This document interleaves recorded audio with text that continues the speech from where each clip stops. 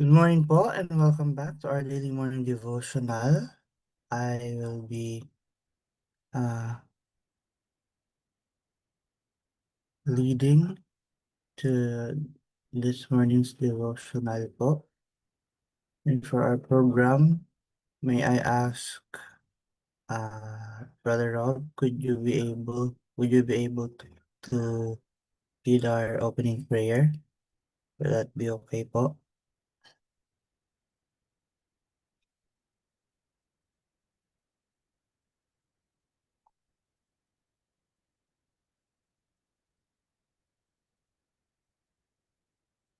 Or sino po itong Rasmin Lipa? Okay lang po ba if kayo ang mag-lead ng opening prayer?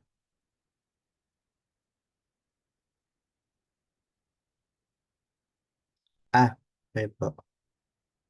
Okay lang po ba if ikaw ate Main mag-lead ng opening prayer? Sige po. Thank you po. And ako rin po ang mag-speak later. After po nun ay ang ating closing song and closing prayer. So yun po ang ating program for this morning. Ngayon po tayo ay dumako na sa ating opening song. Muli po, good morning sa ating lahat.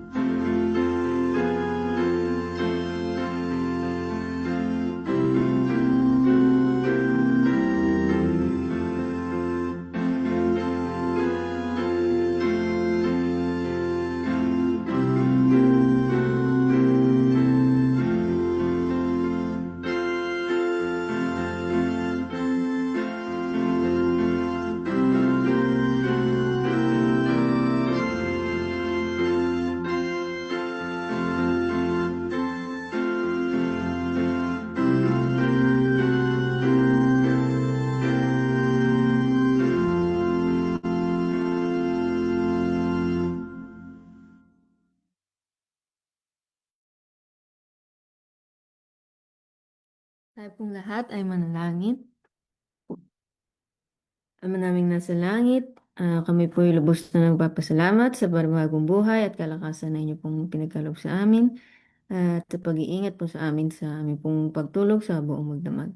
At sa umaga pong ito, sa aming pong pag-aaral na inyong salita ay aming pong hinihiling na samahan niyo po nawa kami sa aming pong pag-aaral at pagkalooban ng karunungan na nagmumula po dyan sa inyo nang sa gayon ay lubos po namin na maunawaan ang mensahe po na aming pong papakinggan. Tulungan din nawa ang inyong tagapagsalita na kanya po itong maibahagi ng maayos at malinaw. At tulungan nawa kami na ito po ay aming maisakabuhayan at maging gabay namin sa buong araw na ito at nawa ay makapagbigay po kami ng kalwalatian sa inyong pong pangalan. Patuloy nawa kaming inatan at gabayan sa buong araw na ito at ngayon din pong aming mga mahal sa buhay na hindi po namin kapiling. Marami pong salamat sa pagdinig sa aming dalangin sa pangalan ni Jesus. Amen.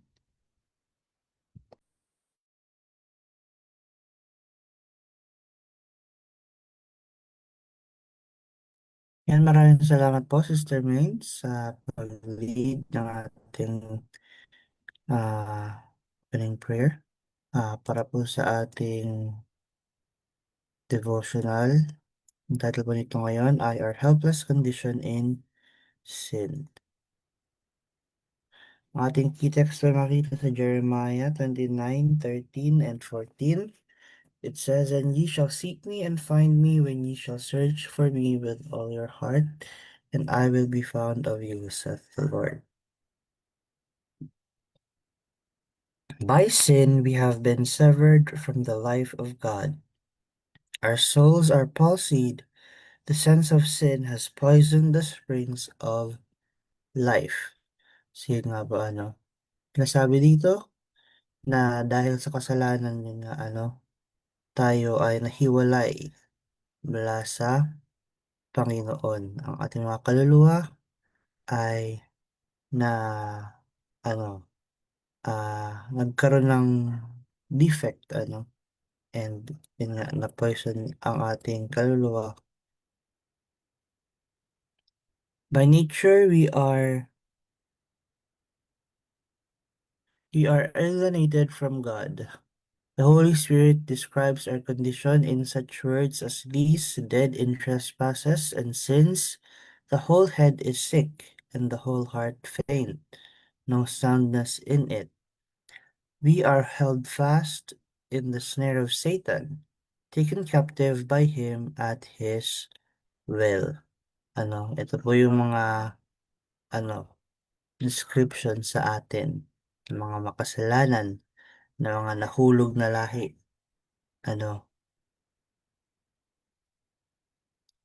God desires to heal us, to set us free, but since this requires an entire transformation, a renewing of our whole nature, we must yield ourselves wholly to Him. And yun nga, dahil nga sa ganitong estado natin, sa state ng ating buhay, sa ating nature, God wants to, syempre, dahil mahal niya tayo, hindi naman niya nais na nakita tayong nasa ganitong state. So gusto niya tayong pagalingin and ayusin, po. Pero para magawa ito, kailangan ng mabago ang buong pagkatao natin. Kailangan nito ng transformation at renewing nga ng ating nature. At kailangan nating magpasakop sa Panginoon. Yung buong sarili natin ay dapat nating ipagkaloob sa ating Panginoon. The warfare against self is the greatest battle that was ever fought. The yielding of self, surrendering all to the will of God, requires a struggle, but the soul must submit to God before it can be renewed in holiness. And syempre yun nga, yung pagbigay natin ng ating sarili sa Panginoon ay hindi basta-basta at hindi madaling bagay na gawin. Parang easier said than done. And yun nga, yung pakikipaglaban natin sa ating sarili. Yun nga, sabi dito, is the greatest battle that was ever fought. Yun yung pinaka mahirap na laban na ating mararanasan. Pero yun nga, kailangan din naman talaga yung struggle na yun. Pero yun nga, kailangan nating ma-overcome yung ating sarili at maipasakop natin yun sa Panginoon para tayo ay yun nga, ma-renew ang ating tayo sa holiness. Many realize their helplessness. They are longing for that spiritual life which will bring them into harmony with God and are striving to obtain it, but in vain. Let those desponding, struggling ones look up. And yun nga, maraming mga tao sa panahon natin ay alam naman din nila yung kanilang mga pagkukulang. Alam nila na kailangan nila ng pagbabago. Alam nila na kailangan nila ng tagapagligtas ng Savior. Pero ah ah sinusubukan nilang magsumikap. Nagsusumikap sila makasunod na ipagkaloob ang kanilang sarili sa Panginoon. Pero kadalasan ay hindi nga nila ito ano nagagawa or nag-struggle talaga sila na ma-overcome yung kanilang mga sarili or parang parang ano alam nila yung kanilang mga kailangang baguhin pero hindi nila alam kung saan magsimula or ano yung mga steps to take to ano yun nga para magbago para ma kung ano hindi nila alam kung ano yung tunay na kahulugan ng pagpapasakop sa Panginoon. And kaya naman tayong mga Kristiyano, gawain natin at responsibilidad natin na tulungan sila at ituro sila na tumingin pataas, na tumingin kay Kristo na siya ngang perfect example natin. When sin struggles for the mastery, look to the Savior. His grace is sufficient to subdue sin. Let your grateful heart, trembling with uncertainty, turn to Him. Lay hold on the hope set before you. His strength will help your weakness. He will lead you step by step. Place your hand in His and let Him guide you. And yun nga po, kapag yun nga, sa mga nag-struggle, sa atin din, hindi lang naman para sa nag-struggle, ay kailangan talaga nating tumingin sa ating tagapagligtas. Sapagkat, sabi nga dito, His grace is sufficient to subdue sin. And yun lang yung makakatulong sa atin para ma-overcome nga ang kasalanan.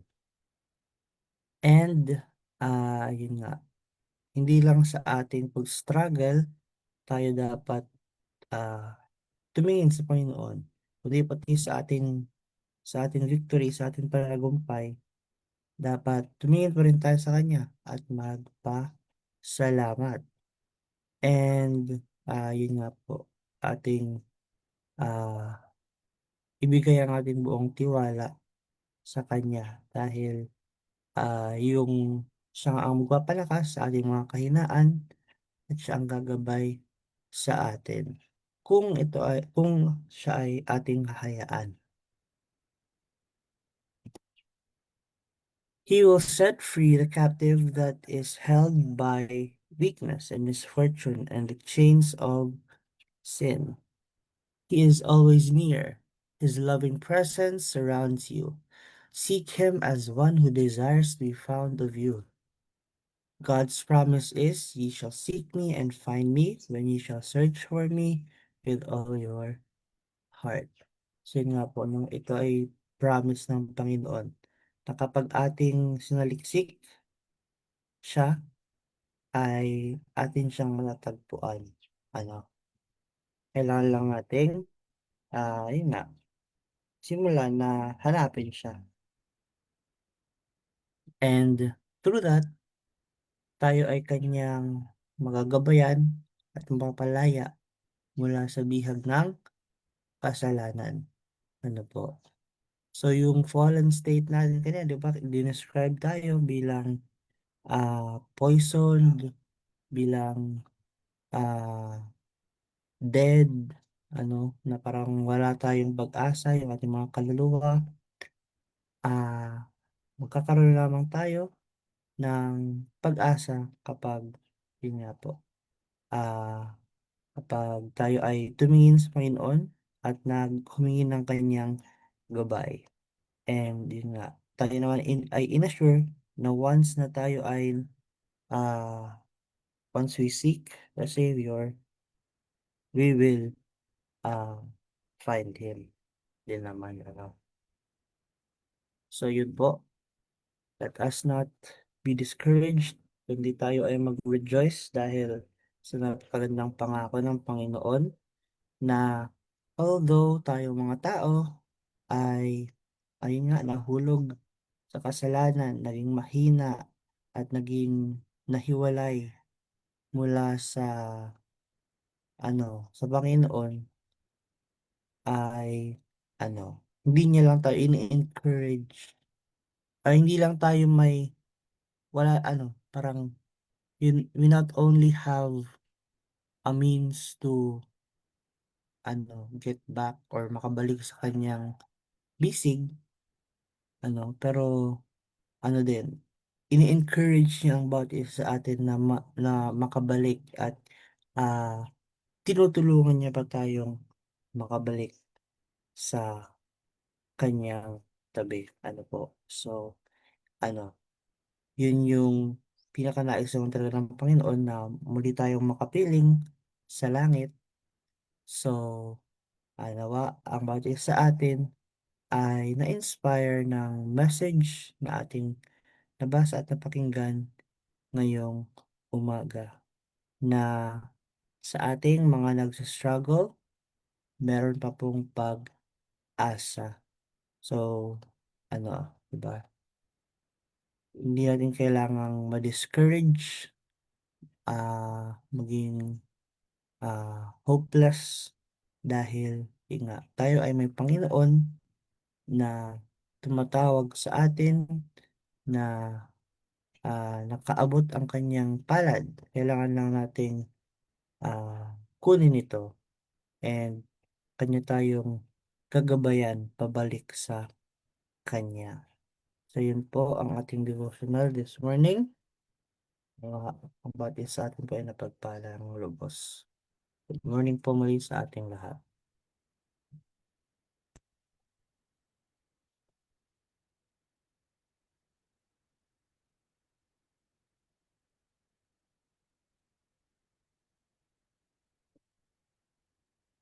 So yun nga po, maraming salamat po sa mga kasama natin ngayon, sa mga nakinig. Nawa napagpala nga po tayong lubos. And with that, tayo po ay dumako na ngayon sa ating closing song and closing prayer. Na kung maaari po ay pwede ko po bang hilingan na pangunahan ni Sister Daniela? Okay lang po ba?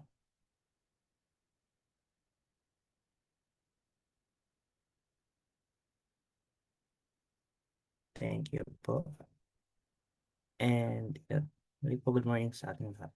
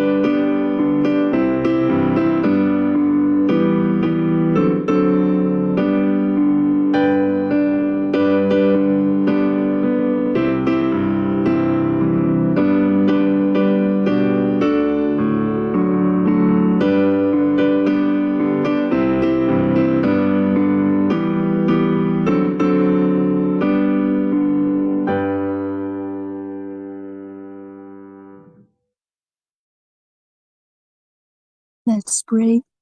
Amang banal na sa mga langit, maraming salamat Panginoon sa katotohanan na aming narinig sa umagang ito. Nawa amin po itong malakaran at amin po itong maisabuhay. Tulungan kami na maitanim ito sa aming puso't isipan upang ito po ang aming maalala sa panahon na kami ay sinusubok. Salamat Panginoon sa mga pangako niyo po sa amin at patuloy niyo po kaming gabayan sa araw na ito at patawad sa aming mga nagawang kasalanan sa pangalan ni Jesus. Amen.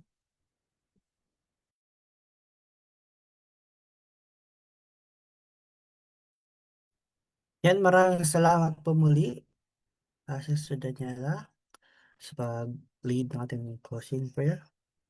And maraming salamat din po muli sa lahat ng kasama natin ngayon sa Zoom and sa Facebook Live na nanonood. Nawa po ang batis sa atin ay napagpala ng mensahe natin napakinggan this morning. And nawa po ay patuloy niya kaming samahan sa mga online programs na po natin every morning at 5 a.m. and evening at 6 p.m. for our daily morning and evening devotionals. So, with that, dito na pala tatapos ang ating program this morning. Muli po, good morning and God bless.